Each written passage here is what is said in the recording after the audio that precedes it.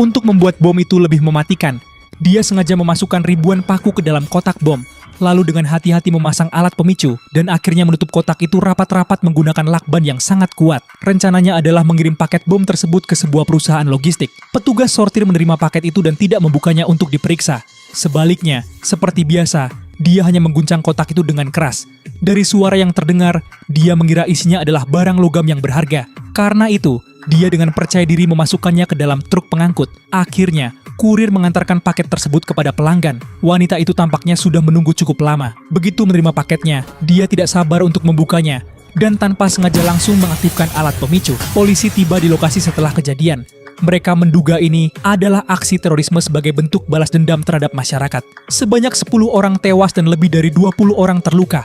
Untungnya, kurir hanya mengalami luka ringan. Berdasarkan alamat pengirim yang diberikan oleh kurir, tim SWAT anti-teror dengan cepat menemukan tersangka. Namun pria itu tampak sama sekali tidak mencurigakan. Dia mengatakan bahwa dirinya hanyalah pegawai sebuah perusahaan jasa titip. Dan sehari sebelumnya, dia telah mengantarkan 2 paket serupa ke perusahaan logistik atas permintaan seseorang yang misterius. Begitu mendengar bahwa ada 2 paket, tim SWAT kembali tegang. Pada saat yang sama, paket yang satunya lagi sudah sampai ke pelanggan lain. Wanita penerima paket itu sedang ingin ke kamar mandi, sehingga dia meminta putranya untuk membantu membuka paket tersebut. Untuk mencegah tragedi lain terjadi, tim SWAT hanya bisa bergegas menuju lokasi sambil meminta operator kantor menghubungi wanita itu melalui telepon. Namun wanita itu meninggalkan ponselnya di atas meja dalam keadaan mode senyap. Pada saat itu, anak laki-laki tersebut sudah hampir membuka paketnya. Untungnya, pada saat yang sangat kritis, tim SWAT berhasil tiba. Karena situasinya mendesak, Kapten Jimmy tidak banyak menjelaskan. Dia langsung memerintahkan anak itu untuk berhenti melakukan apapun. Kemudian, dia meminta anak tersebut meletakkan paket itu di lantai. Namun, proses itu harus dilakukan dengan sangat perlahan. Sedikit saja bergerak terlalu cepat,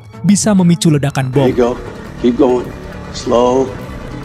There you go. Almost there. Come on. Slow, slow, slow.